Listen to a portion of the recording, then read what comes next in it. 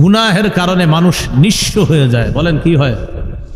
আপনাদের এলাকায় নিঃস্ব কাকে বলে একটু শুনি দেখি।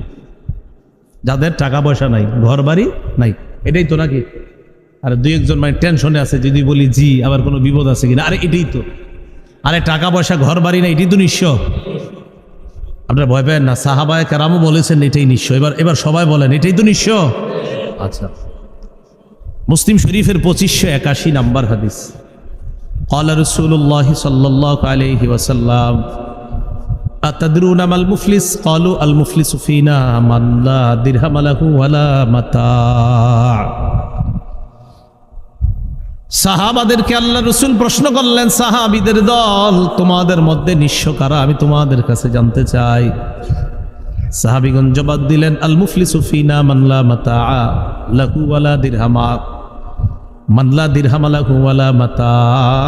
আমাদের মধ্যে যাদের সহায় নাই, সহায় সম্বলহীন যারা, আমাদের মধ্যে যাদের টাকা নাই, অর্থ নাই, তারাই হলো নিঃস্ব। নবীজি বলেন, ইন্নাল মুফলিসা মিন উম্মতি ইয়াতি ইয়াউমাল কিয়ামাতি বিসসালাতিন ওয়া সিয়ামিন ওয়া যাকাত ইয়াতি ওয়া কদ শাতামা হাদা ওয়া দারাবা হাদা ওয়া সাফাকা দামা হাদা ওয়া আকালা মালা হাযা। নবীজি বলেন, আমার উম্মতের নিশ্চয়ই ব্যক্তি, যে ব্যক্তি কিয়ামতের ময়দানে নামাজ নিয়ে উপস্থিত হবে, সদকা নিয়ে উপস্থিত হবে, রোজা নিয়ে উপস্থিত হবে, এই ব্যক্তিটা কিয়ামতের ময়দানে সবচেয়ে নিঃস্ব হবে। সাহাবারা অবাক হয়ে যায়। আল্লাহ নবী এবার ব্যাখ্যা করে বুঝিয়ে দেয়, কিয়ামতের ময়দানে নামাজি, রোজাদার আর সৎকার ও ঢেল আমল নামা নিয়ে যেই ব্যক্তি উপস্থিত হবে, ওই ব্যক্তি যখন আল্লাহর সামনে দাঁড়াবে, ইয়াতি ওয়াকাদ শাতামা হাদা, এই ব্যক্তি এমন অবস্থায় দাঁড়াবে, এই ব্যক্তি দুনিয়ার মধ্যে অমুককে গালি দিছে, যারে গালি দিয়েছে ওই ব্যক্তি তার সামনে আসবে, আসার পর বলবে, আল্লাহ, এই লোকটা নিয়মিত ফজরের নামাজ পড়ার পর আমারে গালি দেওয়া শুরু করতো, আর ঘুমের আগে গিয়ে শেষ হইতো। নামাজ পড়তো ডেলি, হজ করছে 70 বার, কিন্তু খালি গালি দিছে এই লোকটারে ডেলি। ইয়াতা হাদা মিন হাসানাতি, ওই ব্যক্তির আমল নামা থেকে ভালো আমল নামাগুলা তাকে দিয়ে দেওয়া হবে। আরেক ব্যক্তি আসবে, আসার পর ইয়াতা হাদা মিন হাসানাতি, তার ভালো আমলগুলা আরেক ব্যক্তিকে দিয়ে দেওয়া হবে। ফাইন ফানিয়াত হাসানাতু, তার ভালো আমল শেষ হয়ে যাওয়ার পর অন্যান্য পাওনাদাররা এসে বলবে, আল্লাহ, আমার রক্তপাত ঘটিয়েছে, আরেকজন বলবে আমাকে আঘাত করেছে, আমি বিচার চাই। আল্লাহ পাক রব্বুল আলামিন যখন দেখবে ওই বান্দার আমল নামা শেষ, আল্লাহর পক্ষ থেকে এবার বলা হবে, উখিজাত মিন খতায়াহুম, তার ওই আমল নামা শেষ হয়ে যাওয়ার পর পাওনাদারদের গুনাহগুলা নেওয়ার পর সুম্মা তুরিহাত আলাইহি সুম্মা তুরিহা ফিন্নার, পাওনাদারদের গুনাহগুলা নিয়ে যেই ব্যক্তি রোজা, যাকাত, হজ এই বিশাল পরিমাণ সওয়াব নিয়ে উপস্থিত হয়, পাওনাদার যারা, তাদের গুনাহগুলা নেওয়া হবে। নেওয়ার পর ওই ব্যক্তির আমল নামায় গুনাহ দিয়ে গুনাহের সাগরের মধ্যে তাকে জাহান্নামে নিক্ষেপ করা হবে। নাউজুবিল্লাহ। রাসূল বলেন, তোমাদের মাঝে ওই ব্যক্তি নিঃস্ব, যে ব্যক্তি নামাজ, যে ব্যক্তি রোজা, যে ব্যক্তি হজ, বড় বড় আমল নামা নিয়ে উপস্থিত হবে, কিন্তু দুনিয়াতে অন্যের রক্তপাত ঘটাইছে, অন্যকে আঘাত করছে, অন্যকে গালি দিয়েছে, অবৈধভাবে মানুষের সম্পদ লুণ্ঠন করতো। এই লোকটা নামাজ পড়তো খুব, কিন্তু অন্যের হক নষ্ট করত। কিয়ামতের ময়দানে তার আমল নামা অন্যদেরকে দেওয়া হবে। দেওয়ার পর সেই ব্যক্তির আমল নামা যখন শেষ, পাওনাদারদের গুনাহগুলা তার থেকে আইনা তাকে দিয়ে এই গুনাহের সাগরে তাকে নিমজ্জিত করে জাহান্নামে নিক্ষেপ করা হবে। নবী বলেন, সেই তোমাদের মাঝে সবচেয়ে নিঃস্ব। তাহলে গুনাহ মানুষকে কি বানায় দেয়? নিঃস্ব বানায় দেয়। 7 নাম্বার, গুনাহের কারণে মানুষ ফেরেশতাদের দোয়া থেকে বঞ্চিত হয়। বলেন নাউজুবিল্লাহ। সূরা মুমিন বা সূরা গাফিরের 7 নাম্বার আয়াতে আল্লাহ বলেন, আল্লাযীনা ইয়াহমিলুনাল আরশা ওয়া মান হাওলাহু ইউসাব্বিহুনা বিহামদি রাব্বিহিম ওয়া ইউমিনুনা বিহি ওয়া ইস্তাগফিরুনা লিল্লাযীনা আমানু ربنا وسعت كل شيء رحمة وعلما فاغفر للذين تابوا واتبعوا سبيلك وقهم عذاب الجحيم।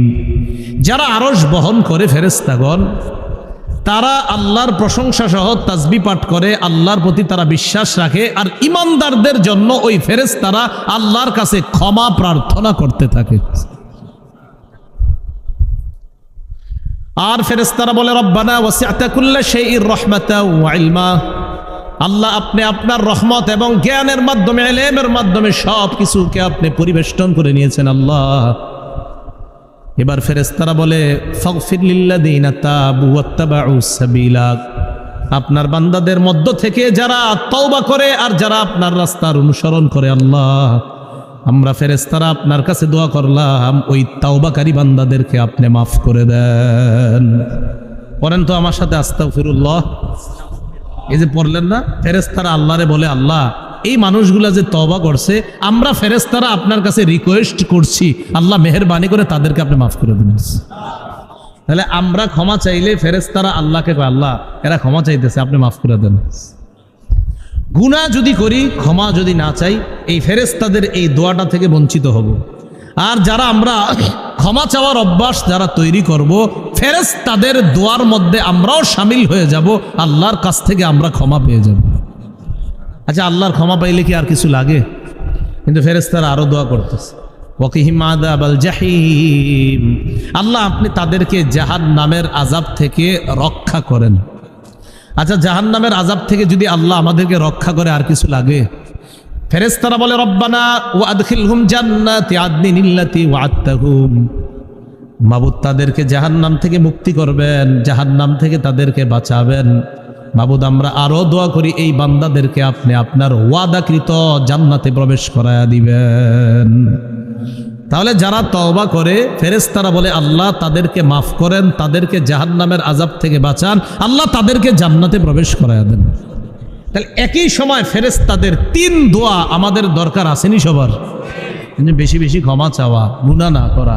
আল্লাহ গুনাহ থেকে আমাদেরকে হেফাজত করেন। আল্লাহ, গুনাহের 8 নাম্বার ক্ষতি। গুনাহ করতে করতে মানুষ আল্লাহরে ভুলে যায়। নাউজুবিল্লাহ বলেন। গুনাহ করতে করতে মানুষ কাকে ভুলে যায়? আহারে, আল্লাহকে ভুলে যাইতে যাইতে এক পর্যায়ে সে নিজেকে ভুলে যায়, নিজেরও ভুলে যায়। আল্লাহকে তো ভুলে, নিজেকেও ভুলে। সূরা হাশরের 19 নম্বর আয়াতে আল্লাহ বলেন ওয়ালা তাকুনু কাল্লাযীনা নাসুল্লাহা ফাআনসাহুম আনফুসাহুম, তোমরা তাদের মতো হয়ো না যারা আল্লাহকে ভুলে গেছে। এক পর্যায়ে আল্লাহ তাদেরকে আত্মবিস্মৃতি বানিয়ে দিয়েছে। মানে এই বান্দা গুনাহ করতে করতে আল্লাহরে তো ভুলে গেছে, এখন সে নিজেরও ভুলে গেছে, তার যে তওবা করা দরকার এটাও ভুলে গেছে। ভাই, এটা কিন্তু কঠিন শাস্তি। গুনাহ করতে করতে আল্লাহরে ভুলছে, এখন তার যে তওবা করা দরকার, যে আমার তো আসলে মসজিদে যাওয়া দরকার, আমার তো নামাজ পড়া দরকার, ছি আমি তো নামাজ পড়ে আল্লাহর কাছে ক্ষমা চাওয়া দরকার, এই যে তার মাঝে এটা দরকার, এটাও সে ভুলে যাবে। গুনাহ করতে করতে যখন আল্লাহকে ভুলে যায় বান্দা, আল্লাহ তাকে ভুলাইয়া দেয় যে তোর যে তওবা করা লাগবে, যা আমি আল্লাহ তোকে এটাও ভুলাই দিলাম। সে নিজেরই ভুলে যায় তখন যে আমার যে আল্লাহর কাছে ফিরে আসা দরকার। তো বান্দা নিয়মিত গুনাহ করতে করতে এক পর্যায়ে এমন হয়ে যায়, প্রথমে 5 ওয়াক্ত নামাজ ছাড়ে, শুধু জুমাটা পড়ে, শুধু জুমা পড়ার কথা তার মনে থাকে। এক পর্যায়ে সে জুমাও পড়ে না, মাসের পর মাস চলে যায়, তখন আর জুমা যে পড়তে হবে এটাও তার মনে নেই। এখন আগে 5 ওয়াক্ত মনে ছিল না, এখন জুমার নামাজও মনে নেই। ওই যে ভুলে গেছে নিজের। এখন তার যে মরা আছে, এরপরে যে একটা জীবন আছে, আখেরাত আছে, সেটাই ভুলে গেছে সে আল্লাহরে ভুলে যাওয়ার কারণে। এটা গুনাহের 8 নাম্বার ক্ষতি। ভাই, আল্লাহ আমাদেরকে হেফাজত করেন। গুনাহের 9 নাম্বার ক্ষতি, যে ব্যক্তি গুনাহ করে, ওই গুনাহগার আর গুনাহগারের যে সম্পদ আছে, এই সম্পদ দুনিয়াতেই ধ্বংস করে আল্লাহ দেখায় দেয়। যাদের কাছে কোরআনের অনুবাদ আছে, সূরা কসসের 76 থেকে 81 নাম্বার পর্যন্ত আয়াতটা পড়ে নেবেন। আয়াতগুলা, অনুবাদগুলা দেখবেন কত সুন্দর। আল্লাহ বলেন ইন্না কারুনা কানা মিন কওমি মূসা ফাবাগা আলাইহিম, কারুন মূসা নবীর সম্প্রদায়ের একজন ছিল। কারুন অহংকার করলো, উদ্ধত প্রদর্শন করলো। আতাইনাহু মিনাল কুনুজি মা ইন্না মাফাতিহাহু লাতানু বিল উসবাতি উলিল কুওয়া।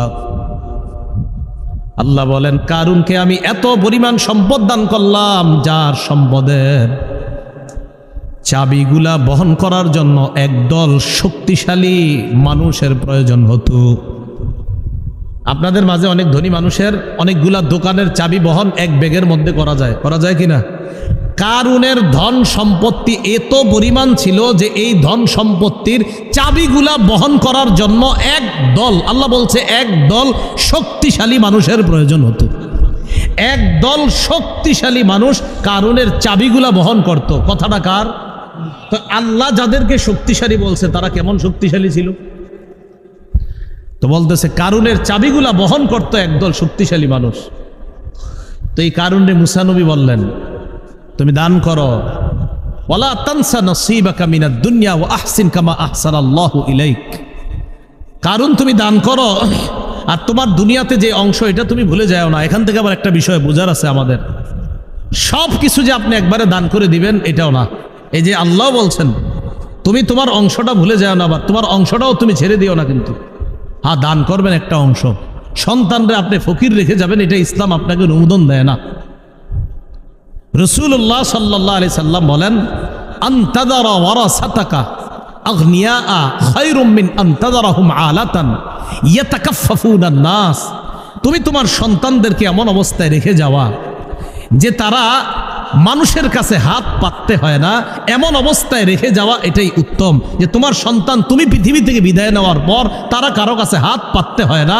তুমি যে সন্তানকে এমন অবস্থায় রেখে যাওয়াটা আমি নবী তোমার জন্য বলে গেলাম, এই সন্তানকে কারো মুখাপেক্ষী হওয়া লাগে না তোমার মরণের পর, এই অবস্থায় রেখে যাওয়া এটা তোমার জন্য উত্তম।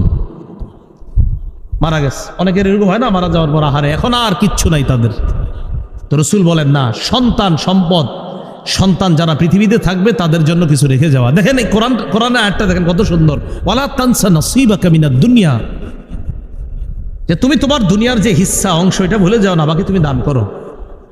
তো এই কথা মুসা নবী যখন বললেন, কারণ আমি কেন দান করবো? আমার টাকা আমি মানুষের গিলে লেগে দিব? মুসা নবী বললেন, আল্লাহ পাক রব্বুল আলামিন তোমাকে যে সম্পদ দান করেছেন এই সম্পদ তুমি আল্লাহর রাস্তায় দান করো। আল্লাহ তোমাকে যেমন অনুগ্রহ করলেন তুমিও অনুগ্রহ করো। কারুন জবাব দেয়, ইন্নামা উতিতুহু আলা ইলমিন ইনদি, এই সম্পদ আল্লাহ আমারে দেয় নাই, আমার বিদ্যার জোরে এই সম্পদ আমি কামাই করছি। কারণ এই সম্পদ আল্লাহ আমারে দেয় নাই, আমার বিদ্যার জোরে আমি এটা পেয়েছি। তাফসিরের কিতাবে আপনারা দেখবেন, একটা তাফসিরের কিতাব বা কিছু কিছু তাফসিরের কিতাবে লেখছে কারণ রসায়ন বিদ্যা জানতো। বিদ্যা? হ্যাঁ, রসায়ন বিদ্যা জানতো ভালো। কিছু জায়গায় লেখছে আপনার যে ও রসায়ন বিদ্যা জানতো। তাফসিরে মাঝারি তো আপনার গালেবান তাফসিরে মাঝারি তো আছে যে ও রসায়ন বিদ্যা জানতো। তো এই কারণ বলে যে আমি আমার জ্ঞানের কারণে, আমার জ্ঞান প্রচুর, এই প্রচুর জ্ঞানের কারণে আমি সম্পদ কামাই করছি, আল্লাহ আমারে দিছে না। এটা আমার যোগ্যতা বলে আমি সম্পদ কামাই করছি। আমাদের যোগ্যতা বলে আমরা সম্পদ কামাই করি না, কে দেয়? উদ্যত করলো, অহংকার করলো, গুনাহ করলো, নাফরমানি করলো। শুধু কি নাফরমানি, মুসা আলাইহিস সালাতু ওয়াস সালামকে ভয়ঙ্কর অপমান করতে চেয়েছিল। আল্লাহ পাক রব্বুল আলামিন কি করলেন? ফাখাসাফনা বিহি ওয়া বিদারিহিল আরদ।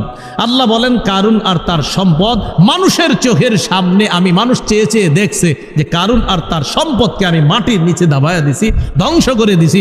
আমি আল্লাহ এখনো পারি, কিছুদিন আগে তুরস্ক দেখাইছি। এটা আমাদের জন্য শিক্ষা, সাবধান, গুনাহ করো না বেশি। একদম তুমি সহ, বিল্ডিং সহ, সম্পদ সহ মাটির নিচে যাবা যে তোমারে খুঁজেও পাওয়া যাবে না।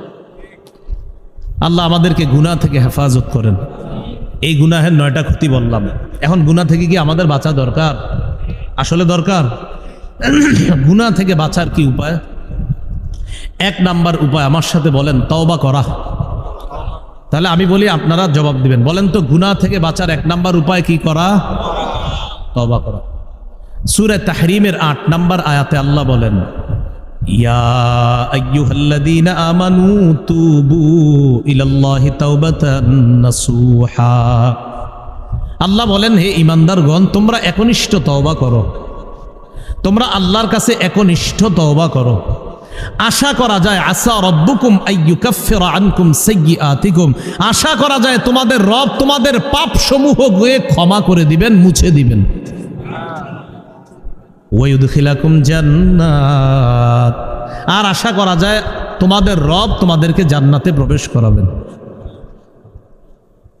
ইবনে মাজাহ 4250 নম্বর হাদিস। ক্বালা রাসূলুল্লাহ সাল্লাল্লাহু আলাইহি ওয়াসাল্লাম আত-তাইবু মিনাজ যামবি কামান লা যামবা লা।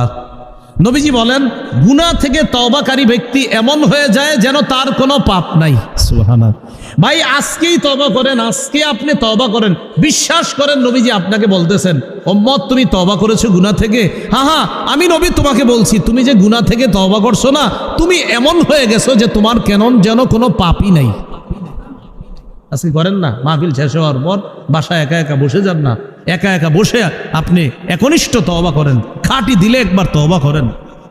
রাসূলুল্লাহ সাল্লাল্লাহু আলাইহি সাল্লাম বলেন, গুনাহ থেকে তওবাকারী ব্যক্তি এমন হয়ে যায় যেন তার কি নাই, কোনো গুনাহ নেই। ইবনে মাজার 4251 নম্বর হাদিসের বর্ণনা। ক্বালা রাসূলুল্লাহ সাল্লাল্লাহু আলাইহি ওয়াসাল্লাম কুল্লু বানি আদম খাত্তাউন ওয়া খায়রুল খাত্তাইন আত-তাওয়াবুন। সমস্ত আদম সন্তান গুনাহগার, সমস্ত আদম সন্তান গুনাহ করে। নবীজি বলেন, গুনাহগারদের মধ্যে শ্রেষ্ঠ তারা যারা তওবাকারী। সুবহানাল্লাহ। বলেন আমার সাথে, বলেন বলেন, আদম সন্তান গুনাহ করে, গুনাহগারদের মধ্যে শ্রেষ্ঠ তারা যারা তওবা করে। বলেন তো, গুনাহগারদের মধ্যে উত্তম কারা? যারা আল্লাহ আমাদেরকে তওবা করার তৌফিক দান করেন। ইবনে মাজার 4253 নম্বর হাদিসের বর্ণনা। قال رسول الله صلى الله عليه وسلم إن الله لا يقبل توبة العبد ما لم يغرر। রাসূলুল্লাহ সাল্লাল্লাহু আলাইহি সাল্লাম বলেন, মরণের আগ পর্যন্ত হালাতে গরগরা বান্দার যখন মুমূর্ষ অবস্থায় মরণ হবে, জান চলে যাবে, বের হবে অবস্থা, এর আগ পর্যন্ত বান্দার তওবা আল্লাহ কবুল করেন। বান্দার তওবা কি করেন? আল্লাহ কবুল করেন। তিরমিজি শরীফের 3538 নম্বর হাদিস, 3538 নম্বর হাদিসের বর্ণনা। এই হাদিসের মধ্যে আসছে, ক্বালা রাসূলুল্লাহ সাল্লাল্লাহু আলাইহি ওয়াসাল্লাম লাল্লাহু আফরাহু বিতাওবাতি আহাদিকুম মিন আহাদিকুম বিদাল্লাতিহি ইযা ওয়াজাদাহা। মন দিয়ে হাদিসটা শুনেন। তিরমিজিতে আসছে সংক্ষেপে, বুখারীতে আসছে আরেকটু বড়, মুসলিম শরীফে আরো বড়। মুসলিম শরীফেরটা সবচেয়ে বড়, বুখারীরটা একটু ছোট, তিরমিজিরটা আরেকটু ছোট। তো তিনোটা কিতাব মিলা হাদিসটা আমরা শুনি। এক ব্যক্তি সফরে বের হয়েছে। সফরে বের হওয়ার পর ওই ব্যক্তির যে বাহন, এই বাহন নিয়ে তিনি সফরে বের হয়েছেন। তার বাহনের মধ্যে তার খানা আছে, তার পানি আছে। তাহলে বাহনের মধ্যে তার খানা পানি আছে, সফরে যাবে। এক জায়গায় গেছে, যাওয়ার পর ওই লোকটা ক্লান্ত শ্রান্ত শরীর নিয়ে বাহন থেকে নেমে একটু বিশ্রাম নেওয়ার উদ্দেশ্যে এক জায়গায় বসলেন। মনে রাখবেন, বাহনের মধ্যেই কিন্তু খানা পানি। তো লোকটা ওখানে বসার পর একটু নিদ্রা এসে গেছে, চোখে ঘুম এসে গেছে, শুয়ে গেছে, ঘুমায় গেছে আর কি কোনোভাবে। ওখানে ঘুম থেকে উইঠা ওই লোক দেখে তার বাহনটা হারিয়ে গেছে। বলেন তো, শুধু কি বাহন হারিয়ে গেছে নাকি খানা পিনা সব গেছে? এখন ওই লোক চিন্তা করে যে আমি কি বাড়িতে যাবো না সফরে যেখানে রওনা করছি সেখানে যাবো। লোকটা চিন্তায় পড়ে গেছে, আমি যদি এখন বাড়িতে রওনা করি তাহলে এই পরিমাণ সম্পদ আমার কাছে নাই যে আমি বাড়িতে বসতে পারবো। আবার যেখানে আমি সফর করব সেখানেও যাওয়ার মতো সম্পদ আমার কাছে নাই। এর মানে না খেয়ে আমার মরতে হবে। বাড়িতে রওনা করলেও আমি মরবো, যেখানে রওনা করছি সেখানে গেলেও মরবো। অতএব এইখানে ঠান্ডার মধ্যে বৈশা মরাই ভালো। তাহলে বাড়িতে কেন যাবে না? কারণ এখানে গেলেও আপনার খাদ্যের অভাবে, পানির অভাবে মারা যাবে। আবার যেখানে রওনা করছে সেখানে গেলেও মারা যাবে। ওখানে উনি নিয়ত করছে যে ঠিক আছে, আল্লাহ মরণ রাখলে এখানেই মরণ হয়ে যাবে, বাস হজরতে ওখানেই মারা যাবে। তো বসে গেছে, এখন ওখানে বসে আবার ঘুম এসে গেছে। ঘুম আসার পর ঘুমটা যখন নাকি ভাঙছে, চোখ খুলছে, খুইলা দেখে কি তার বাহন খানা বানিয়ে নিয়ে সব উপস্থিত। আচ্ছা, খুশি কেমন? কম না অনেক বেশি? যে ব্যক্তি দুনিয়াতে বাঁচার আশায় ছেড়ে দিছে, এই ব্যক্তি বাহন ফিরে পাওয়ার পর খুশিটা কম না অনেক বেশি? কত বেশি? এই বেশির পরিমাণটা রাসূল বর্ণনা করেছেন মুসলিম শরীফের আরেক বর্ণনায়। বুখারীর বর্ণনাটা এতটুকু। এবার মুসলিম শরীফের বর্ণনা আসছে লোকটা কত বেশি খুশি। রাসূল বলেন, আখতা বিশিদ্দাতিল ফারহি, বান্দা খুশির অতি সহ্যে বলে ফেলছে। আমাদের দেশে বলি খুশির ঠেলায়, কি বলি? খুশির ঠেলায় মানে খুশির অতি সহ্যে উনি বলে ফেলছে কি, আল্লাহুম্মা আনতা আবদি ওয়া আনা রব্বুকা, মানে উনি আল্লাহরে বলতে চাইছে আর কি, আল্লাহ আপনি আমার রব আর আমি আপনার গোলাম। তো খুশির কারণে ভুলে আল্লাহরে বলে ফেলছে, মাথা ঠিক নাই, এত খুশি। আল্লাহ আপনি আমার গোলাম, আমি আপনার রব। বলবে কোনটা বলে ফেলছে, আর একটা খুশি, বেশি খুশি। রাসূলুল্লাহ সাল্লাল্লাহু আলাইহি সাল্লাম বলেন যে এত খুশি, খুশির কারণে আল্লাহ রেখে, আল্লাহ আপনি আমার গোলাম, আমি আপনার রব। রসুল বলেন এই ব্যক্তি তার হারিয়ে যাওয়া বাহনটা ফিরে পাওয়ার পর যেই পরিমাণ খুশি হয়েছে, তোমাদের মধ্যে যদি কোনো বান্দা তওবা করে গুনাহ থেকে ফিরে আসে, ওই ব্যক্তির চাইতে আল্লাহ তওবাকারীর প্রতি আরো বেশি খুশি হয়েছে। দেখছেন কেমনে বুঝাইছে নবীজি বিষয়টা। তো তওবা আগামীকাল না আজকেই তওবা করা। বলেন আমার সাথে সবাই জোরে বলেন, তওবার 4টি শর্ত বলেন। আমি বলি আপনারা বলেন, তওবার শর্ত কয়টি? 4টি। 1 নাম্বার আল ইকলাউ আনিল মাসিয়া, গুনাহ থেকে ফিরে আসা। বলেন আপনারা 1 নাম্বার। তওবার শর্ত কয়টি? 1 নাম্বার। 2 নাম্বার অনুতপ্ত হওয়া। বলেন কি হওয়া? অনুতপ্ত হওয়া। ইবনে মাজার বর্ণনায় আসছে 4252 নাম্বার হাদিস আসছে, রাসূল সাল্লাল্লাহু আলাইহি সাল্লাম বলেন আর নাদামু আত-তাওবা, অনুতপ্ত হওয়াটাই তওবা, অনুতপ্ত হওয়াই তওবা। বলেন উলামারা ছাড়া অন্যরা বেশি আওয়াজ দিন, আলেমরা তো জানে, অন্যরা বলবেন। বলেন বেশি আওয়াজটা অন্যরা দিবেন, আলেম ছাড়া অন্য যারা। তওবার শর্ত কয়টি? 1 নাম্বার গুনাহ থেকে ফিরে আসা, 1 নাম্বার গুনাহ থেকে, 2 নাম্বার অনুতপ্ত হওয়া, 3 নাম্বার বলেন আমার সাথে দৃঢ় প্রতিজ্ঞা করা আর ভবিষ্যতে এই গুনাহ করব না, এই প্রতিজ্ঞা করা। তাহলে 1 নাম্বার গুনাহ থেকে ফিরে আসা, 2 নাম্বার অনুতপ্ত হওয়া, 3 নাম্বার এই প্রতিজ্ঞা করা আমি ভবিষ্যতে এই গুনাহ আর করব না। 4 নাম্বারটা কি বলবো? বান্দার হক আদায় করা। আর হক আদায় করা, আল্লাহ আপনারে মাফ করবে কোনগুলা? আল্লাহর যে গুনাহ নষ্ট করছেন, আল্লাহর হক, ওইটি আল্লাহ মাফ করবে, কিন্তু বান্দারটা তো আল্লাহ মাফ করবে না, ওইটা বান্দার কাছ থেকে মাপ নিতে হবে। তাহলে তওবার শর্ত মোট 4টা পাইলাম। 1 নাম্বার গুনাহ থেকে ফিরে আসা, 2 নাম্বার অনুতপ্ত হওয়া, 3 নাম্বার দৃঢ় প্রতিজ্ঞা করা যে এই গুনাহ আমি ভবিষ্যতে করব না, 4 নাম্বার বান্দার হক থেকে থাকলে এই হকটা আদায় করে আমি বান্দার কাছ থেকে ক্ষমা চেয়ে নেওয়া। মনে থাকবে সবার কথাগুলা? তো এই গুনাহ থেকে মুক্তি পাওয়ার 1 নাম্বার উপায় জানলাম আমরা, তওবা করা। আর তওবার 4টি শর্ত আমরা জানলাম। 2 নাম্বার একটা সহজ উপায় আছে, আমার সাথে বলেন, বলেন ইস্তেগফার পড়া। পড়েন তো আস্তাগফিরুল্লাহ, আস্তাগফিরুল্লাহ। নবীজির আগেও গুনাহ নাই, পরেও গুনাহ নাই। এই নবী বলেন আমি প্রতিদিন 70 বার, আরেক বর্ণনায় 100 বার আমি আল্লাহর কাছে ক্ষমা চাই আর তওবা করি। তা আমাদের কি পরিমাণ গুনাহ বলেন? এজন্য আমরা আরো কত বেশি পরিমাণে ইস্তেগফার পড়া দরকার। তাহলে 1 নাম্বার তওবা করা, 2 নাম্বার ইস্তেগফার পড়া, 3 নাম্বার বলেন আমার সাথে বলেন গুনাহ হয়ে গেলে সাথে সাথে একটা ভালো কাজ করা। তিরমিজি শরীফের 1987 নাম্বার হাদিসের বর্ণনা, রাসূলুল্লাহ সাল্লাল্লাহু আলাইহি সাল্লাম বলেন ইত্তাকিল্লাহা হাইসুমা কুনতা, তুমি যেখানে থাকো আল্লাহকে ভয় করো। ওয়া আতবিইস সাইয়্যাতাল হাসানাতা তামহুহা, গুনাহ হয়ে গেলে সাথে সাথে একটা ভালো কাজ করবা, ওই ভালো কাজটা তোমার গুনাহকে মিটিয়ে দিবে। ভালো কাজটা গুনাহকে কি করে দিবে? মিটিয়ে দিবে। তো এটা হলো 3 নাম্বার উপায়। 4 নাম্বার উপায় আজান দেওয়া। বলেন সবাই কি দেওয়া? পারেননি আজান দিতে? আজান দেওয়া। আবু দাউদ শরীফের 515 নাম্বার হাদিস, রাসূলুল্লাহ সাল্লাল্লাহু আলাইহি সাল্লাম বলেন আল মুআজ্জিন ইউগফারু লাহু মাদা সাউতি, মুয়াজ্জিন সাহেব আজান দিলে যেই পরিমাণ দূরে তার আজানের আওয়াজ যায় ওই পরিমাণ পর্যন্ত তাকে ক্ষমা করে দেওয়া হয়। 5 নাম্বার 2 রাকাত নামাজ পড়া। বলেন 2 রাকাত। আবু দাউদ শরীফের 1521 নাম্বার হাদিস, রাসূলুল্লাহ সাল্লাল্লাহু আলাইহি সাল্লাম বলেন মা মিন আবদিন ইউযনিবু যামবান ফায়ুহসিনুত তুহুরা। আমি আপনাদেরকে বলে যাই, আজকে পারলে করেন, না পারলে আগামীকাল। কিন্তু আগামীকাল যে বাঁচবেন এটার তো নিশ্চয়তা নাই। তো আজকে আপনারা বাসায় গিয়ে, বাড়িতে গিয়ে নফল নামাজ, এখন বাড়িতে যাবেন, যাওয়ার পর ওযু করবেন, ওযু করার পর 2 রাকাত নামাজ পড়বেন। পড়ার পর নবীজি বলেন সুম্মা ইস্তাগফিরুল্লাহ, ইস্তেগফার করবেন।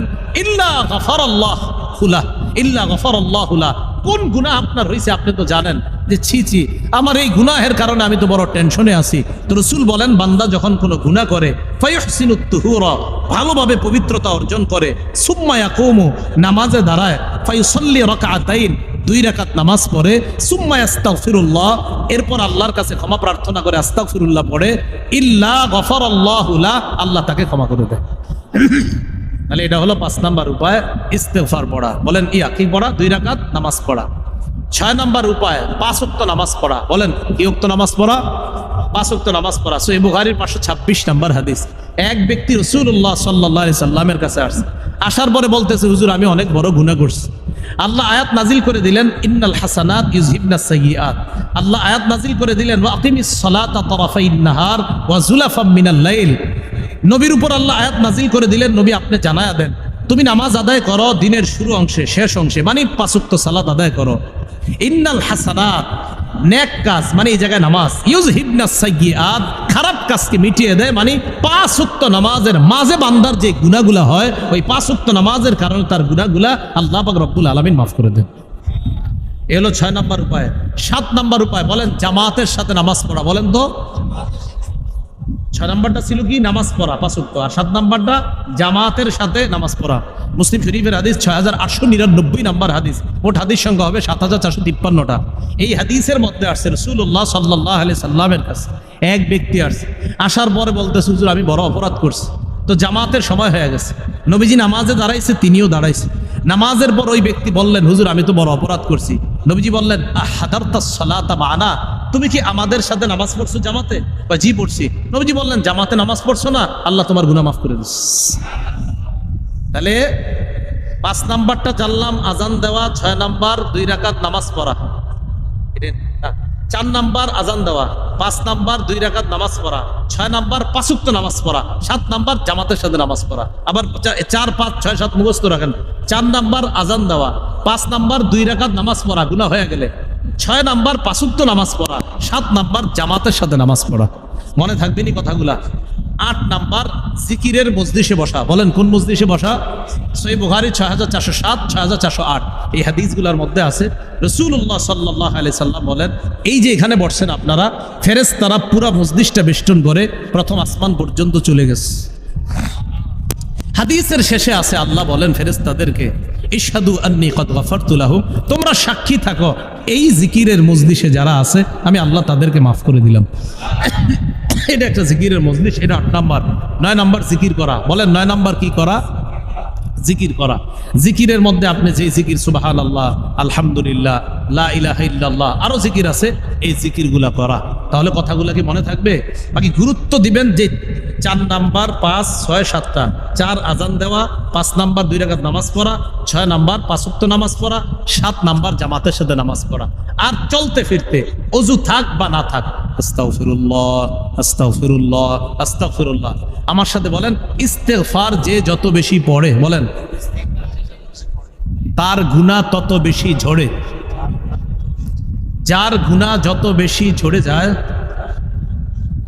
তার মেধা শক্তি তত বেশি বেড়ে যায়।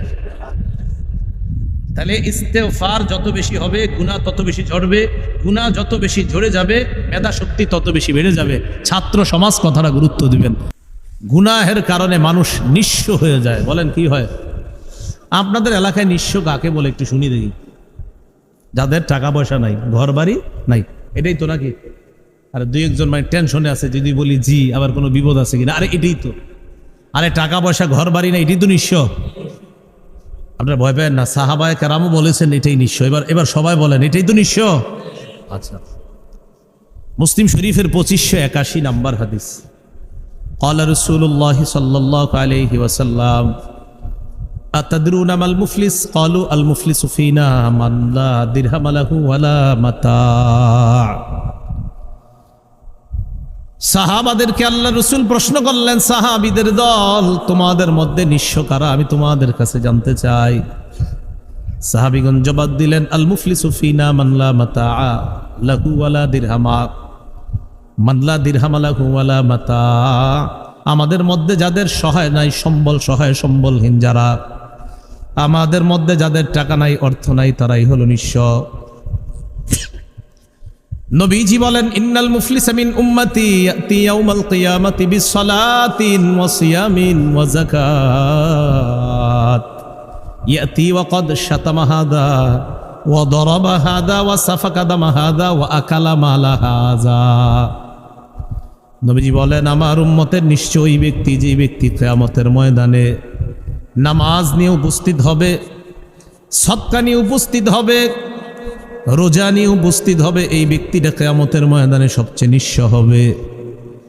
সাহাবারা অবাক হয়ে যায়। আল্লাহ নবী এবার ব্যাখ্যা করে বুঝিয়ে দেয়, কিয়ামতের ময়দানে নামাজি, রোজাদার আর সৎকার ঢেল আমল নামা নিয়ে যেই ব্যক্তি উপস্থিত হবে, ওই ব্যক্তি যখন আল্লাহর সামনে দাঁড়াবে, ইয়াতি ওয়াকাদ শাতামা হাদা, এই ব্যক্তি এমন অবস্থায় দাঁড়াবে, এই ব্যক্তি দুনিয়ার মধ্যে অমুককে গালি দিছে, যারে গালি দিয়েছে ওই ব্যক্তি তার সামনে আসবে, আসার পর বলবে, আল্লাহ, এই লোকটা নিয়মিত ফজরের নামাজ পড়ার পর আমারে গালি দেওয়া শুরু করত, আর ঘুমের আগে গিয়ে শেষ হইতো। নামাজ পড়তো ডেলি, হজ করছে 70 বার, কিন্তু খালি গালি দিছে এই লোকটারে ডেলি। ইয়াতা হাদা মিন হাসানাতি, ওই ব্যক্তির আমল নামা থেকে ভালো আমল নামাগুলা তাকে দিয়ে দেওয়া হবে। আরেক ব্যক্তি আসবে, আসার পর ইয়াতা হাদা মিন হাসানাতি, তার ভালো আমলগুলা আরেক ব্যক্তিকে দিয়ে দেওয়া হবে। ফাইন ফানিয়াত হাসানাতু, তার ভালো আমল শেষ হয়ে যাওয়ার পর অন্যান্য পাওনাদাররা এসে বলবে, আল্লাহ, আমার রক্তপাত ঘটিয়েছে, আরেকজন বলবে আমাকে আঘাত করেছে, আমি বিচার চাই। আল্লাহ পাক রব্বুল আলামিন যখন দেখবে ওই বান্দার আমল নামা শেষ, আল্লাহর পক্ষ থেকে এবার বলা হবে, উখিজাত মিন খতায়াহুম, তা ওই আমল নামা শেষ হয়ে যাওয়ার পর পাওনাদারদের গুনাহগুলা নেওয়ার পর সুম্মা তুরিহাত আলাইহি সুম্মা তুরিহা ফিন্নার, পাওনাদারদের গুনাহগুলা নিয়ে যেই ব্যক্তি রোজা, যাকাত, হজ এই বিশাল পরিমাণ সওয়াব নিয়ে উপস্থিত হয়, পাওনাদার যারা, তাদের গুনাহগুলা নেওয়া হবে। নেওয়ার পর ওই ব্যক্তির আমল নামায় গুনাহ দিয়ে গুনাহের সাগরের মধ্যে তাকে জাহান্নামে নিক্ষেপ করা হবে। নাউজুবিল্লাহ। রাসূল বলেন, তোমাদের মাঝে ওই ব্যক্তি নিঃস্ব, যে ব্যক্তি নামাজ, যে ব্যক্তি রোজা, যে ব্যক্তি হজ, বড় বড় আমল নামা নিয়ে উপস্থিত হবে, কিন্তু দুনিয়াতে অন্যের রক্তপাত ঘটাইছে, অন্যকে আঘাত করছে, অন্যকে গালি দিয়েছে, অবৈধভাবে মানুষের সম্পদ লুণ্ঠন করতো। এই লোকটা নামাজ পড়তো খুব, কিন্তু অন্যের হক নষ্ট করত। কিয়ামতের ময়দানে তার আমল নামা অন্যদেরকে দেওয়া হবে।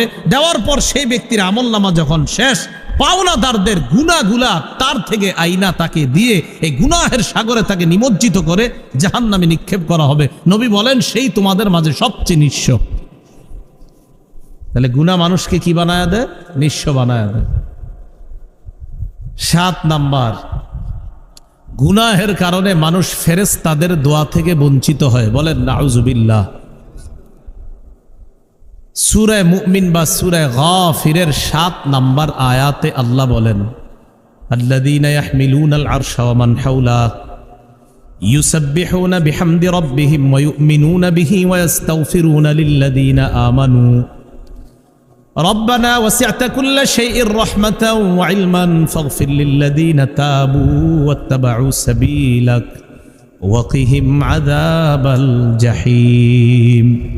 যারা আরশ বহন করে ফেরেশতাগণ, তারা আল্লাহর প্রশংসা সহ তাসবিহ পাঠ করে, আল্লাহর প্রতি তারা বিশ্বাস রাখে, আর ঈমানদারদের জন্য ওই ফেরেশতারা আল্লাহর কাছে ক্ষমা প্রার্থনা করতে থাকে। আর ফেরেশতারা বলে, রব্বানা ওয়াসি'তা কুল্লা শাইইন রাহমাতাও ওয়া ইলমা, আল্লাহ, আপনি আপনার রহমত এবং জ্ঞানের মাধ্যমে, ইলমের মাধ্যমে সব কিছুকে আপনি পরিবেষ্টন করে নিয়েছেন আল্লাহ। এবার ফেরেশতারা বলে, ফাগফির লিল্লাযীনা তাবু ওয়াত্তাবাউ সাবিলাক, আপনার বান্দাদের মধ্য থেকে যারা তওবা করে আর যারা আপনার রাস্তার অনুসরণ করে, আল্লাহ, আমরা ফেরেশতারা আপনার কাছে দোয়া করলাম, ওই তাওবাকারী বান্দাদেরকে আপনি মাফ করে দেন। পড়েন তো আমার সাথে আস্তাগফিরুল্লাহ। এই যে পড়লেন না, ফেরেশতারা আল্লাহরে বলে, আল্লাহ, এই মানুষগুলা যে তওবা করছে, আমরা ফেরেশতারা আপনার কাছে রিকোয়েস্ট করছি, আল্লাহ মেহেরবানি করে তাদেরকে আপনি মাফ করে দিন। তাহলে আমরা ক্ষমা চাইলে ফেরেশতারা আল্লাহকে কয়, আল্লাহ, এরা ক্ষমা চাইতেছে, আপনি মাফ করে দেন। গুনাহ যদি করি, ক্ষমা যদি না চাই, এই ফেরেশতাদের এই দোয়াটা থেকে বঞ্চিত হব। আর যারা আমরা ক্ষমা চাওয়ার অভ্যাস যারা তৈরি করব, ফেরেশতাদের দোয়ার মধ্যে আমরাও শামিল হয়ে যাব, আল্লাহর কাছ থেকে আমরা ক্ষমা পেয়ে যাব। আচ্ছা, আল্লাহর ক্ষমা পাইলে কি আর কিছু লাগে? কিন্তু ফেরেশতারা আরো দোয়া করতেছে, ওয়াকিহিম আযাবাল জাহিম, আল্লাহ আপনি তাদেরকে জাহান্নামের আযাব থেকে রক্ষা করেন। আচ্ছা, জাহান্নামের আযাব থেকে যদি আল্লাহ আমাদেরকে রক্ষা করে আর কিছু লাগে? ফেরেশতারা বলে রব্বানা ওয়া আদখিলহুম জান্নাতি আদনিন আল্লাতী ওয়া'আদতাহুম, মাবুদ তাদেরকে জাহান্নাম থেকে মুক্তি করবেন, জাহান্নাম থেকে তাদেরকে বাঁচাবেন। মাবুদ আমরা আরো দোয়া করি এই বান্দাদেরকে আপনি আপনার ওয়াদাকৃত জান্নাতে প্রবেশ করায়া দিবেন। তাহলে যারা তওবা করে ফেরেশতারা বলে আল্লাহ তাদেরকে মাফ করেন, তাদেরকে জাহান্নামের আযাব থেকে বাঁচান, আল্লাহ তাদেরকে জান্নাতে প্রবেশ করায়া দেন। তাহলে একই সময় ফেরেশতাদের 3 দোয়া আমাদের দরকার আসেনি সবার? কিন্তু বেশি বেশি ক্ষমা চাওয়া, গুনাহ না করা। আল্লাহ গুনাহ থেকে আমাদেরকে হেফাজত করেন। আল্লাহ, গুনাহের 8 নাম্বার ক্ষতি। গুনাহ করতে করতে মানুষ আল্লাহরে ভুলে যায়। নাউজুবিল্লাহ বলেন। গুনাহ করতে করতে মানুষ কাকে ভুলে যায়? আহারে, আল্লাহকে ভুলে যাইতে যাইতে এক পর্যায়ে সে নিজেকে ভুলে যায়, নিজেরও ভুলে যায়। আল্লাহকে তো ভুলে, নিজেকেও ভুলে। সূরা হাশরের 19 নম্বর আয়াতে আল্লাহ বলেন, ওয়ালা তাকুনু কাল্লাযীনা নাসুল্লাহা ফাআনসাহুম আনফুসাহুম, তোমরা তাদের মতো হয়ো না যারা আল্লাহকে ভুলে গেছে। এক পর্যায়ে আল্লাহ তাদেরকে আত্মবিস্মৃতি বানিয়ে দিয়েছে। মানে এই বান্দা গুনাহ করতে করতে আল্লাহরে তো ভুলে গেছে, এখন সে নিজেরও ভুলে গেছে, তার যে তওবা করা দরকার এটাও ভুলে গেছে। ভাই, এটা কিন্তু কঠিন শাস্তি। গুনাহ করতে করতে আল্লাহরে ভুলছে, এখন তার যে তওবা করা দরকার, যে আমার তো আসলে মসজিদে যাওয়া দরকার, আমার তো নামাজ পড়া দরকার, ছি আমি তো নামাজ পড়ে আল্লাহর কাছে ক্ষমা চাওয়া দরকার, এই যে তার মাঝে এটা দরকার, এটাও সে ভুলে যাবে। গুনাহ করতে করতে যখন আল্লাহকে ভুলে যায় বান্দা, আল্লাহ তাকে ভুলাইয়া দেয় যে তোর যে তওবা করা লাগবে, যা আমি আল্লাহ তোকে এটাও ভুলাই দিলাম। সে নিজেরই ভুলে যায় তখন যে আমার যে আল্লাহর কাছে ফিরে আসা দরকার। তো বান্দা নিয়মিত গুনাহ করতে করতে এক পর্যায়ে এমন হয়ে যায়, প্রথমে 5 ওয়াক্ত নামাজ ছাড়ে, শুধু জুমাটা পড়ে, শুধু জুমা পড়ার কথা তার মনে থাকে। এক পর্যায়ে সে জুমাও পড়ে না, মাসের পর মাস চলে যায়, তখন আর জুমা যে পড়তে হবে এটাও তার মনে নেই। এখন আগে 5 ওয়াক্ত মনে ছিল না, এখন জুমার নামাজও মনে নেই, ওই যে ভুলে গেছে নিজের। এখন তার যে মরা আছে, এরপরে যে একটা জীবন আছে আখেরাতে, সেটাই ভুলে গেছে সে আল্লাহরে ভুলে যাওয়ার কারণে। এটা গুনাহের 8 নাম্বার ক্ষতি। ভাই, আল্লাহ আমাদেরকে হেফাজত করেন। গুনাহের 9 নাম্বার ক্ষতি, যে ব্যক্তি গুনাহ করে, ওই গুনাহগার আর গুনাহগারের যে সম্পদ আছে, এই সম্পদ দুনিয়াতেই ধ্বংস করে আল্লাহ দেখায় দেয়। যাদের কাছে কোরআনের অনুবাদ আছে, সূরা কসসের 76 থেকে 81 নাম্বার পর্যন্ত আয়াতটা পড়ে নেবেন। আয়াতগুলা, অনুবাদগুলা দেখবেন কত সুন্দর। আল্লাহ বলেন, ইন্না কারুনা কানা মিন কওমি মূসা ফাবাগা আলাইহিম। কারুন মূসা নবীর সম্প্রদায়ের একজন ছিল। কারুন অহংকার করলো, উদ্ধত প্রদর্শন করলো।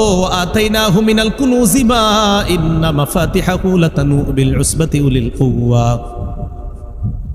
আল্লাহ বলেন, কারুনকে আমি এত পরিমাণ সম্পদ দান করলাম, যার সম্পদের চাবিগুলা বহন করার জন্য একদল শক্তিশালী মানুষের প্রয়োজন হতো। আপনাদের মাঝে অনেক ধনী মানুষের অনেকগুলা দোকানের চাবি বহন এক ব্যাগের মধ্যে করা যায় কিনা?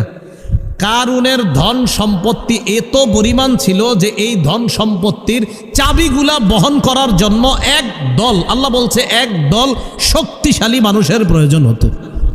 এক দল শক্তিশালী মানুষ কারুনের চাবিগুলা বহন করত। কথাটা কার? তো আল্লাহ যাদেরকে শক্তিশালী বলছে তারা কেমন শক্তিশালী ছিল? তো বলতেছে কারুনের চাবিগুলা বহন করতো একদল শক্তিশালী মানুষ। তো এই কারুনে মুসা নবী বললেন, তুমি দান করো, ওয়ালা তানসা নসীবাকা মিনাদ দুনিয়া ওয়া আহসিন কামা আহসানাল্লাহু ইলাইক। কারণ তুমি দান করো, আর তোমার দুনিয়াতে যে অংশ এটা তুমি ভুলে যাও না। এখান থেকে আবার একটা বিষয় বোঝার আছে আমাদের, সব কিছু যে আপনি একবারে দান করে দিবেন এটাও না। এই যে আল্লাহ বলছেন তুমি তোমার অংশটা ভুলে যাও না, আবার তোমার অংশটাও তুমি ছেড়ে দিও না। কিন্তু হ্যাঁ, দান করবেন একটা অংশ। সন্তানরে আপনি ফকির রেখে যাবেন, এটা ইসলাম আপনাকে অনুমোদন দেয় না। রাসূলুল্লাহ সাল্লাল্লাহু আলাইহি সাল্লাম বলেন, আনতাদারা ওয়ারাসাতাকা আগনিয়া খায়রুম মিন আনতাদারাহুম আলাতান ইয়াতাকাফফুনান নাস। তুমি তোমার সন্তানদেরকে এমন অবস্থায় রেখে যাওয়া যে তারা মানুষের কাছে হাত পাততে হয় না, এমন অবস্থায় রেখে যাওয়া এটাই উত্তম। যে তোমার সন্তান তুমি পৃথিবী থেকে বিদায় নেওয়ার পর তারা কারো কাছে হাত পাততে হয় না, তুমি যে সন্তানকে এমন অবস্থায় রেখে যাওয়াটা আমি নবী তোমার জন্য বলে গেলাম, এই সন্তানকে কারো মুখাপেক্ষী হওয়া লাগে না তোমার মরণের পর, এই অবস্থায় রেখে যাওয়া এটা তোমার জন্য উত্তম। মারা গেছে, অনেকের এরকম হয় না, মারা যাওয়ার পর আহারে এখন আর কিচ্ছু নাই তাদের। তো রাসূল বলেন না, সন্তান সম্পদ, সন্তান যারা পৃথিবীতে থাকবে তাদের জন্য কিছু রেখে যাওয়া। দেখেন এই কোরআনে আয়াতটা দেখেন কত সুন্দর, ওয়ালা তানসা নাসিবাকা মিনাদ দুনিয়া, যে তুমি তোমার দুনিয়ার যে হিস্সা অংশ এটা ভুলে যাও না, বাকি তুমি দান করো। তো এই কথা মুসা নবী যখন বললেন, কারণ আমি কেন দান করবো, আমার টাকা আমি মানুষের গিলে লেগে দিব। মুসা নবী বললেন, আল্লাহ পাক রব্বুল আলামিন তোমাকে যে সম্পদ দান করেছেন, এই সম্পদ তুমি আল্লাহর রাস্তায় দান করো। আল্লাহ তোমাকে যেমন অনুগ্রহ করলেন তুমিও অনুগ্রহ করো। কারুন জবাব দেয়, ইন্নামা উতিতুহু আলা ইলমিন ইনদি, এই সম্পদ আল্লাহ আমারে দেয় নাই, আমার বিদ্যার জোরে এই সম্পদ আমি কামাই করছি। কারণ এই সম্পদ আল্লাহ আমারে দেয় নাই, আমার বিদ্যার জোরে আমি এটা পেয়েছি। তাফসিরের কিতাবে আপনারা দেখবেন, একটা তাফসিরের কিতাব বা কিছু কিছু তাফসিরের কিতাবে লেখছে কারণ রসায়ন বিদ্যা জানতো। বিদ্যা, হ্যাঁ রসায়ন, ও রসায়ন বিদ্যা জানতো ভালো। কিছু জায়গায় লেখছে আপনার যে ও রসায়ন বিদ্যা জানতো। তাফসিরে মাঝারি তো আপনার গালেবান তাফসিরে মাঝারি তো আছে যে ও রসায়ন বিদ্যা জানতো। তো এই কারণ বলে যে আমি আমার জ্ঞানের কারণে, আমার জ্ঞান প্রচুর, এই প্রচুর জ্ঞানের কারণে আমি সম্পদ কামাই করছি, আল্লাহ আমারে দিছে না, এটা আমার যোগ্যতা বলে আমি সম্পদ কামাই করছি। আমাদের যোগ্যতা বলে আমরা সম্পদ কামাই করি না, কে দেয়? উদ্যত করলো, অহংকার করলো, গুনাহ করলো, নাফরমানি করলো। শুধু কি নাফরমানি, মুসা আলাইহিস সালাতু ওয়াস সালামকে ভয়ঙ্কর অপমান করতে চেয়েছিল। আল্লাহ পাক রব্বুল আলামিন কি করলেন? ফাখাসাফনা বিহি ওয়া বিদারিহিল আরদ। আল্লাহ বলেন কারুন আর তার সম্পদ মানুষের চোখের সামনে, আমি মানুষ চেয়ে চেয়ে দেখছে যে কারুন আর তার সম্পদকে আমি মাটির নিচে দাবায়া দিছি, ধ্বংস করে দিছি। আমি আল্লাহ এখনো পারি, কিছুদিন আগে তুরস্ক দেখাইছি। এটা আমাদের জন্য শিক্ষা, সাবধান, গুনাহ করো না বেশি। একদম তুমি সহ, বিল্ডিং সহ, সম্পদ সহ মাটির নিচে যাবা যে তোমারে খুঁজেও পাওয়া যাবে না। আল্লাহ আমাদেরকে গুনাহ থেকে হেফাজত করেন। এই গুনাহের 9টা ক্ষতি বললাম। এখন গুনাহ থেকে কি আমাদের বাঁচা দরকার? আসলে দরকার। গুনাহ থেকে বাঁচার কি উপায়? 1 নাম্বার উপায় আমার সাথে বলেন, তওবা করা। তাহলে আমি বলি, আপনারা জবাব দিবেন। বলেন তো, গুনাহ থেকে বাঁচার 1 নাম্বার উপায় কি করা? তওবা করা। সূরা তাহরিমের 8 নাম্বার আয়াতে আল্লাহ বলেন, ইয়া আইয়ুহাল্লাযীনা আমানু তুবু ইলাল্লাহি তাওবাতান নাসুহা। আল্লাহ বলেন, হে ঈমানদারগণ, তোমরা একনিষ্ঠ তওবা করো, তোমরা আল্লাহর কাছে একনিষ্ঠ তওবা করো। আশা করা যায়, আসা রব্বুকুম আইয়ুকাফিরা আনকুম সাইয়্যাতিকুম, আশা করা যায় তোমাদের রব তোমাদের পাপ সমূহকে ক্ষমা করে দিবেন, মুছে দিবেন। ওয়ায়ুদখিলাকুম জান্নাত, আর আশা করা যায় তোমাদের রব তোমাদেরকে জান্নাতে প্রবেশ করাবেন।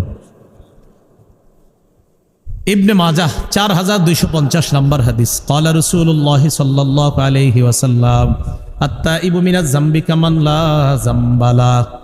নবীজি বলেন, গুনাহ থেকে তওবাকারী ব্যক্তি এমন হয়ে যায় যেন তার কোনো পাপ নাই। সুবহানাল্লাহ। ভাই আজকেই তওবা করেন, আজকে আপনি তওবা করেন। বিশ্বাস করেন নবীজি আপনাকে বলতেছেন, উম্মত তুমি তওবা করেছো গুনাহ থেকে? হ্যাঁ হ্যাঁ, আমি নবী তোমাকে বলছি, তুমি যে গুনাহ থেকে তওবা করছো না, তুমি এমন হয়ে গেছো যে তোমার কেন যেন কোনো পাপই নাই। আজকে করেন না, মাহফিল শেষ হওয়ার পর বাসায় একা একা বসে যান না, একা একা বসে আপনি একনিষ্ঠ তওবা করেন, খাঁটি দিলে একবার তওবা করেন। রাসূলুল্লাহ সাল্লাল্লাহু আলাইহি সাল্লাম বলেন, গুনাহ থেকে তওবাকারী ব্যক্তি এমন হয়ে যায় যেন তার কি নাই, কোনো গুনাহ নেই। ইবনে মাজার 4251 নম্বর হাদিসের বর্ণনা। ক্বালা রাসূলুল্লাহ সাল্লাল্লাহু আলাইহি ওয়াসাল্লাম, কুল্লু বানি আদম খাত্তাউন ওয়া খায়রুল খাত্তাইন আত-তাওয়াবুন। সমস্ত আদম সন্তান গুনাহগার, সমস্ত আদম সন্তান গুনাহ করে।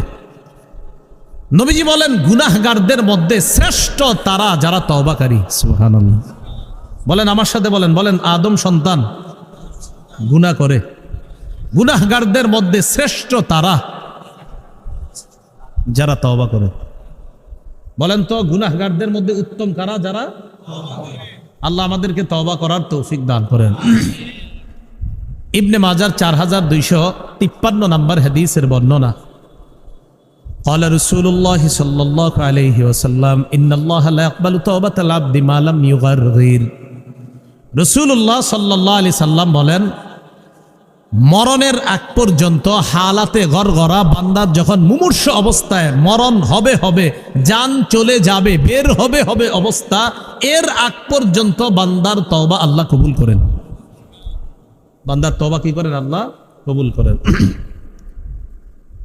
তিরমিজি শরীফের 3538 নম্বর হাদিস, 3538 নম্বর হাদিসের বর্ণনা।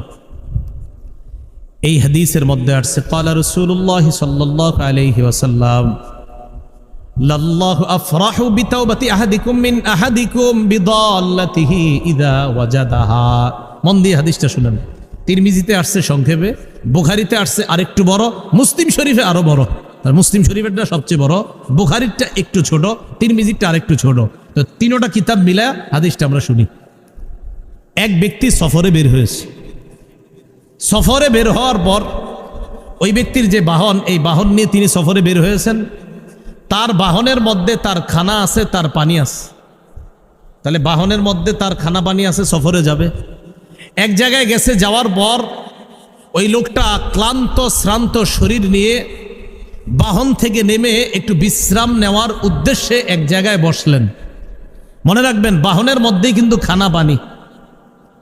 তো লোকটা ওখানে বসার পর একটু নিদ্রা এসে গেছে, চোখে ঘুম এসে গেছে, শুয়ে গেছে, ঘুমায় গেছে আর কি কোনোভাবে। ওখানে ঘুম থেকে উইঠা ওই লোক দেখে তার বাহনটা হারিয়ে গেছে। বলেন তো শুধু কি বাহন হারিয়ে গেছে নাকি খানা পিনা সব গেছে?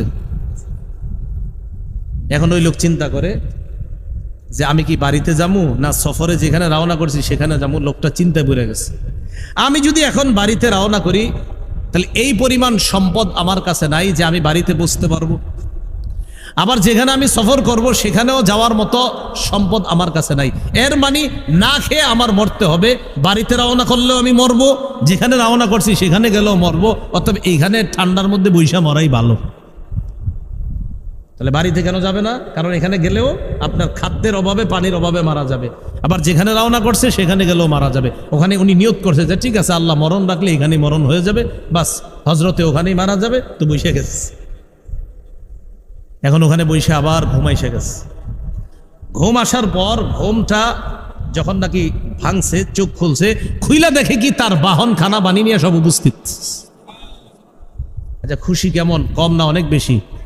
যে ব্যক্তি দুনিয়াতে বাঁচার আশাই ছেড়ে দিছে, তো এই ব্যক্তি বাহন ফিরে পাওয়ার পর খুশিটা কম না অনেক বেশি? কত বেশি? এই বেশির পরিমাণটা রাসূল বর্ণনা করেছেন মুসলিম শরীফের আরেক বর্ণনায়। বুখারীর বর্ণনাটা এতটুকু। এবার মুসলিম শরীফের বর্ণনা আসছে লোকটা কত বেশি খুশি। রাসূল বলেন, আখতা বিশিদ্দাতিল ফারহি, বান্দা খুশির অতি সহ্যে বলে ফেলছে। আমাদের দেশে বলি খুশির ঠেলায়, কি বলি? খুশির ঠেলায় মানে খুশির অতি সহ্যে উনি বলে ফেলছে কি, আল্লাহুম্মা আনতা আবদি ওয়া আনা রব্বুকা। মানে উনি আল্লাহরে বলতে চাইছে আর কি, আল্লাহ আপনি আমার রব আর আমি আপনার গোলাম। তো খুশির কারণে ভুলে আল্লাহরে বলে ফেলছে, মাথা ঠিক নাই, এত খুশি। আল্লাহ আপনি আমার গোলাম, আমি আপনার রব। বলবে কোনটা ভুলে ফেলছে, আর একটা খুশি, বেশি খুশি। রাসূলুল্লাহ সাল্লাল্লাহু আলাইহি সাল্লাম বলেন যে এত খুশি, খুশির কারণে আল্লাহরে কয়, আল্লাহ আপনি আমার গোলাম, আমি আপনার রব। রাসূল বলেন এই ব্যক্তি তার হারিয়ে যাওয়া বাহনটা ফিরে পাওয়ার পর যেই পরিমাণ খুশি হয়েছে, তোমাদের মধ্যে যদি কোনো বান্দা তওবা করে গুনাহ থেকে ফিরে আসে, ওই ব্যক্তির চাইতে আল্লাহ তওবাকারীর প্রতি আরো বেশি খুশি হয়েছে। দেখছেন কেমনে বুঝাইছে নবীজি বিষয়টা? তো তওবা আগামীকাল না আজকেই তওবা করা। বলেন আমার সাথে সবাই জোরে বলেন, তওবার 4টি শর্ত বলেন। আমি বলি আপনারা বলেন, তওবার শর্ত কয়টি? 4টি। 1 নাম্বার আল ইকলাউ আনিল মাসিয়া, গুনাহ থেকে ফিরে আসা। বলেন আপনারা 1 নাম্বার। তওবার শর্ত কয়টি? 1 নাম্বার। 2 নাম্বার অনুতপ্ত হওয়া। বলেন কি হওয়া? অনুতপ্ত হওয়া। ইবনে মাজার বর্ণনায় আসছে 4252 নাম্বার হাদিস আসছে, রাসূল সাল্লাল্লাহু আলাইহি সাল্লাম বলেন, আর নাদামু আত-তাওবা, অনুতপ্ত হওয়াটাই তওবা। অনুতপ্ত হওয়াই তওবা। বলেন ওলামারা ছাড়া অন্যরা বেশি আওয়াজ দিন, আলেমরা তো জানে, অন্যরা বলবেন, বলেন বেশি আওয়াজটা অন্যরা দিবেন, আলেম ছাড়া অন্য যারা। তওবার শর্ত কয়টি? 1 নাম্বার গুনাহ থেকে ফিরে আসা, 1 নাম্বার গুনাহ থেকে, 2 নাম্বার অনুতপ্ত হওয়া, 3 নাম্বার বলেন আমার সাথে দৃঢ় প্রতিজ্ঞা করা আর ভবিষ্যতে এই গুনাহ করব না, এই প্রতিজ্ঞা করা। তাহলে 1 নাম্বার গুনাহ থেকে ফিরে আসা, 2 নাম্বার অনুতপ্ত হওয়া, 3 নাম্বার এই প্রতিজ্ঞা করা আমি ভবিষ্যতে এই গুনাহ আর করব না। 4 নাম্বারটা কি বলবো? বান্দার হক আদায় করা। আর হক আদায় করা, আল্লাহ আপনারে মাফ করবে কোনগুলা? আল্লাহর যে গুনাহ নষ্ট করছেন আল্লাহর হক, ওইটি আল্লাহ মাফ করবে, কিন্তু বান্দারটা তো আল্লাহ মাফ করবে না, ওইটা বান্দার কাছ থেকে মাপ নিতে হবে। তাহলে তওবার শর্ত মোট 4টা পাইলাম। 1 নাম্বার গুনাহ থেকে ফিরে আসা, 2 নাম্বার অনুতপ্ত হওয়া, 3 নাম্বার দৃঢ় প্রতিজ্ঞা করা যে এই গুনাহ আমি ভবিষ্যতে করব না, 4 নাম্বার বান্দার হক থেকে থাকলে এই হকটা আদায় করে আমি বান্দার কাছ থেকে ক্ষমা চেয়ে নেওয়া। মনে থাকবে সবার কথাগুলা? তো এই গুনাহ থেকে মুক্তি পাওয়ার 1 নাম্বার উপায় জানলাম আমরা, তওবা করা, আর তওবার 4টি শর্ত আমরা জানলাম। 2 নাম্বার একটা সহজ উপায় আছে, আমার সাথে বলেন, বলেন ইস্তেগফার পড়া। পড়েন তো আস্তাগফিরুল্লাহ, আস্তাগফিরুল্লাহ। নবীজির আগেও গুনাহ নাই, পরেও গুনাহ নাই। এই নবী বলেন আমি প্রতিদিন 70 বার, আরেক বর্ণনায় 100 বার আমি আল্লাহর কাছে ক্ষমা চাই আর তওবা করি। তা আমাদের কি পরিমাণ গুনাহ বলেন? এজন্য আমরা আরো কত বেশি পরিমাণে ইস্তেগফার পড়া দরকার।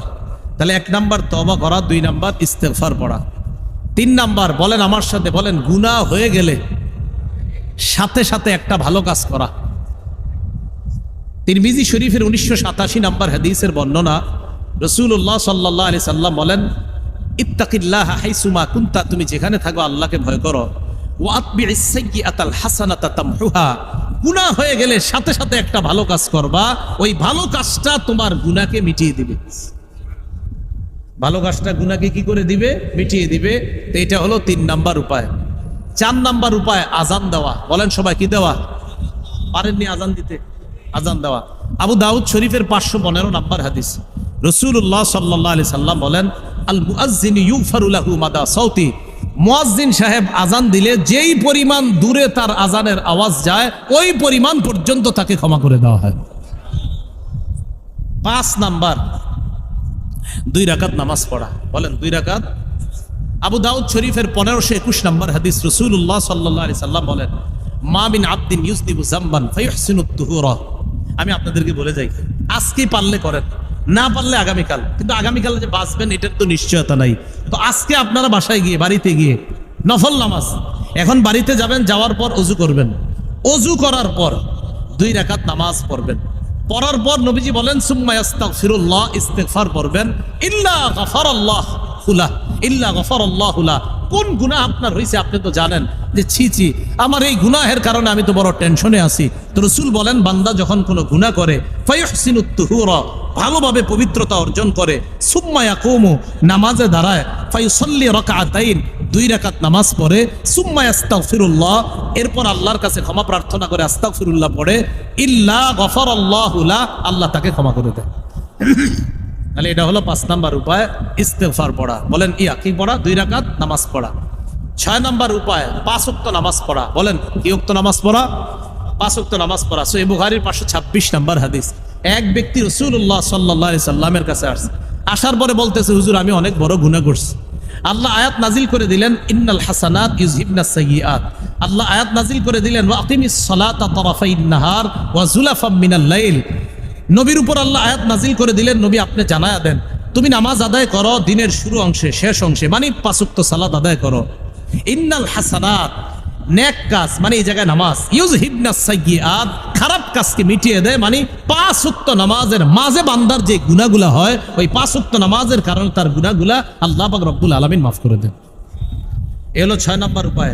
7 নাম্বার উপায় বলেন জামাতের সাথে নামাজ পড়া। বলেন তো 6 নাম্বারটা ছিল কি? নামাজ পড়া 5 ওয়াক্ত, আর 7 নাম্বারটা জামাতের সাথে নামাজ পড়া। মুসলিম শরীফের হাদিস 6899 নাম্বার হাদিস, মোট হাদিস সংখ্যা হবে 7453টা। এই হাদিসের মধ্যে আসছে রাসূলুল্লাহ সাল্লাল্লাহু আলাইহি সাল্লামের কাছে এক ব্যক্তি আসছে, আসার পরে বলতেছে হুজুর আমি বড় অপরাধ করছি, তো জামাতের সময় হয়ে গেছে, নবীজি নামাজে দাঁড়াইছে, তিনিও দাঁড়াইছে। নামাজের পর ওই ব্যক্তি বললেন, হুজুর আমি তো বড় অপরাধ করছি। নবীজি বললেন, আহাদারতাস সালাতা মানা, তুমি কি আমাদের সাথে নামাজ পড়ছো জামাতে? জি পড়ছি। নবীজি বললেন, জামাতে নামাজ পড়ছো না, আল্লাহ তোমার গুনাহ মাফ করে দিস। তাহলে 5 নাম্বারটা জানলাম, আজান দেওয়া। 6 নাম্বার 2 রাকাত নামাজ পড়া। 4 নাম্বার আজান দেওয়া, 5 নাম্বার 2 রাকাত নামাজ পড়া, 6 নাম্বার 5 ওয়াক্ত নামাজ পড়া, 7 নাম্বার জামাতের সাথে নামাজ পড়া। আবার 4, 5, 6, 7 মুখস্থ রাখেন। 4 নাম্বার আজান দেওয়া, 5 নাম্বার 2 রাকাত নামাজ পড়া গুনাহ হয়ে গেলে, 6 নাম্বার 5 ওয়াক্ত নামাজ পড়া, 7 নাম্বার জামাতের সাথে নামাজ পড়া। মনে থাকবে নি কথাগুলা? 8 নাম্বার জিকিরের মজলিসে বসা। বলেন কোন মজলিসে বসা? সহিহ বুখারী 6407, 6408 এই হাদিসগুলোর মধ্যে আছে। রাসূলুল্লাহ সাল্লাল্লাহু আলাইহি সাল্লাম বলেন, এই যে এখানে বসছেন আপনারা, ফেরেশতারা পুরো মজলিসটা বেষ্টন করে প্রথম আসমান পর্যন্ত চলে গেছে। হাদিসের শেষে আছে, আল্লাহ বলেন ফেরেশতাদেরকে, ইশহাদু আন্নী কদ গফারতু লাহুম, তোমরা সাক্ষী থাকো এই জিকিরের মজলিসে যারা আছে আমি আল্লাহ তাদেরকে মাফ করে দিলাম। এটা একটা জিকিরের মজলিস। এটা 8 নাম্বার। 9 নাম্বার জিকির করা। বলেন 9 নাম্বার কি করা? জিকির করা। জিকিরের মধ্যে আপনি যে জিকির সুবহানাল্লাহ, আলহামদুলিল্লাহ, লা ইলাহা ইল্লাল্লাহ, আরো জিকির আছে, এই জিকিরগুলা করা। তাহলে কথাগুলো কি মনে থাকবে? বাকি গুরুত্ব দিবেন যে 4 নাম্বার 5, 6, 7টা 4 আজান দেওয়া, 5 নাম্বার 2 রাকাত নামাজ পড়া, 6 নাম্বার 5 ওয়াক্ত নামাজ পড়া, 7 নাম্বার জামাতের সাথে নামাজ পড়া। আর চলতে ফিরতে ওযু থাক বা না থাক, আস্তাগফিরুল্লাহ, আস্তাগফিরুল্লাহ, আস্তাগফিরুল্লাহ। আমার সাথে বলেন, ইস্তেগফার যে যত বেশি পড়ে, বলেন, তার গুনাহ তত বেশি ঝরে। যার গুনাহ যত বেশি ঝরে যায়, তার মেধা শক্তি তত বেশি বেড়ে যায়। তাহলে ইস্তেগফার যত বেশি হবে, গুনাহ তত বেশি ঝরবে। গুনাহ যত বেশি ঝরে যাবে, মেধা শক্তি তত বেশি বেড়ে যাবে। ছাত্র সমাজ কথাটা গুরুত্ব দিবেন। আল্লাহ পাক রব্বুল আলামিন আমাদের সকলকে